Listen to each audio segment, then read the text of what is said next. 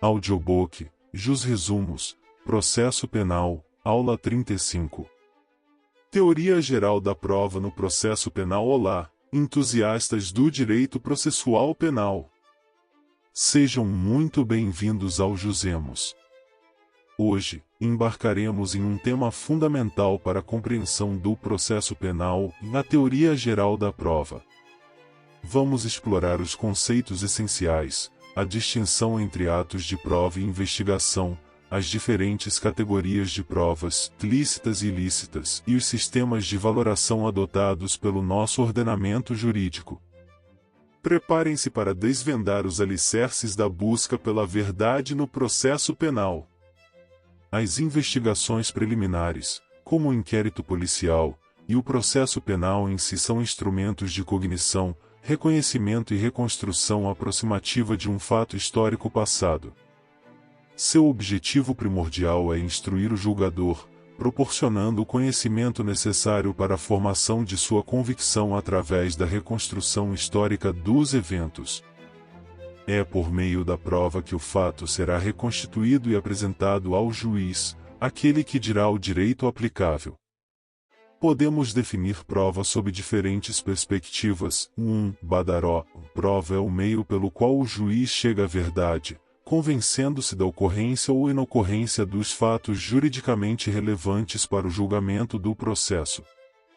2. Auri Lopes Júnior e Pacelli. Prova é o meio através do qual se fará a reconstrução aproximativa do fato histórico passado investigado, buscando a maior coincidência possível com a realidade histórica, ou seja, com a verdade dos fatos, tal como efetivamente ocorreram no espaço e no tempo.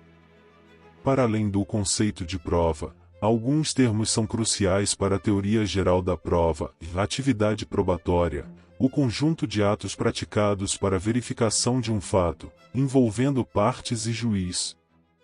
Meio de prova, o instrumento utilizado para levar ao processo um elemento útil para a decisão, como o depoimento de uma testemunha ou a perícia em um objeto.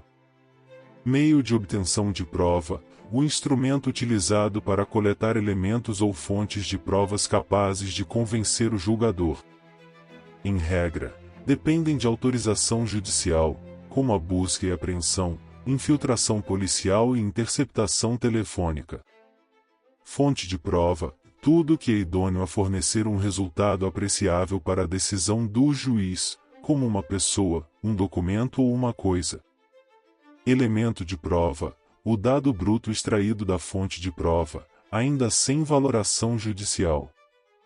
Resultado probatório: o convencimento gerado nos meios de prova tanto no juiz quanto nas partes. A regra geral sobre o ônus da prova é que incumbe a quem alega provar suas alegações, artigo 156 do CPP. Assim, à acusação cabe provar a existência do crime, as circunstâncias descritas na denúncia ou queixa, e a autoria, coautoria ou participação do acusado, artigo 5º, LVI, confira artigo 386, 7ª, CPP. À defesa cabe provar a existência de excludentes de ilicitude ou culpabilidade, a veracidade de um álibi, ou a ocorrência de causas extintivas da punibilidade, artigo 386, 6ª, CPP. No entanto, o artigo 156 do CPP faculta ao juiz, de ofício e independentemente de beneficiar a acusação ou defesa, ordenar, mesmo antes da ação penal, a produção antecipada de provas urgentes e relevantes, embora a doutrina majoritária considere este inciso inconstitucional. Segunda, determinar, no curso da instrução ou antes da sentença, a realização de diligências para dirimir dúvidas sobre ponto relevante.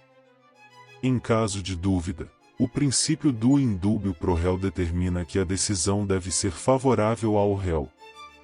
Existe um debate sobre a distinção entre atos de prova e atos de investigação. Uma corrente sustenta que somente os atos praticados dentro do processo, sob as garantias do devido processo legal, seriam considerados atos de prova aptos a fundamentar a sentença, conferindo ao inquérito policial um valor probatório limitado, gerando apenas atos de investigação.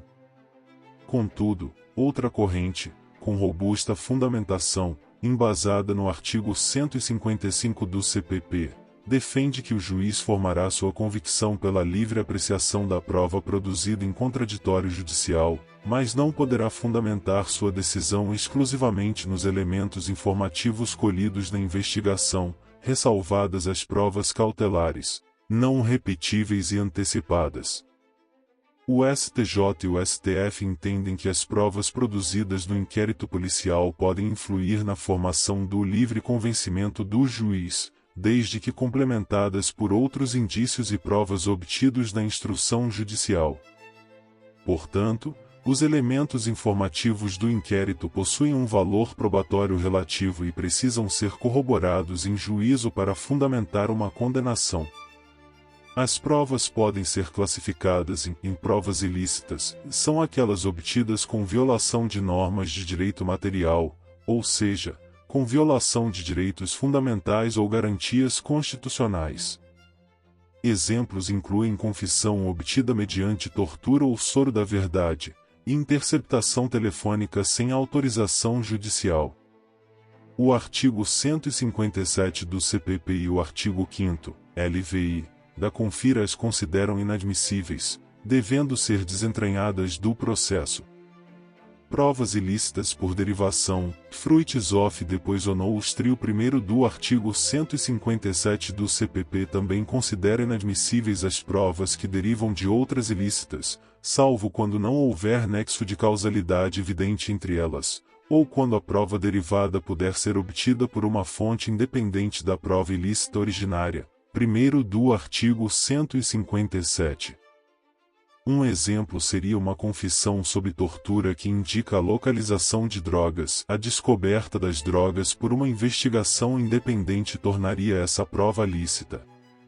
A doutrina também menciona a teoria da descoberta inevitável. Provas ilegítimas são aquelas obtidas com violação das regras de direito processual. Exemplos incluem a leitura em plenário de um documento juntado com menos de 3 dias de antecedência, contrariando o artigo 479 do CPP, ou a oitiva de uma testemunha sem dar às partes o direito de fazer perguntas. Existem 3 sistemas básicos de valoração das provas. 1. Sistema legal de provas. Prova tarifada é um sistema hierarquizado onde a lei predefine o valor de cada prova, não permitindo uma valoração individualizada pelo juiz. Embora não seja o sistema adotado no Brasil como regra, encontramos resquícios dele no artigo 158 do CPP, exame de corpo de delito indispensável nos crimes que deixam vestígios. 2. Sistema da íntima convicção. Neste sistema, o juiz decide de forma livre, sem necessidade de fundamentar sua decisão e sem estar adstrito a critérios predefinidos. Embora não seja regra geral, é aplicado no tribunal do júri em relação ao mérito da decisão dos jurados. Artigo 472 do CPP. O STF entende que, quando os jurados absolvem com base no quesito genérico de absolvição, terceiro quesito, não cabe recurso por decisão manifestamente contrária à prova dos autos, pois sua decisão é baseada na íntima convicção.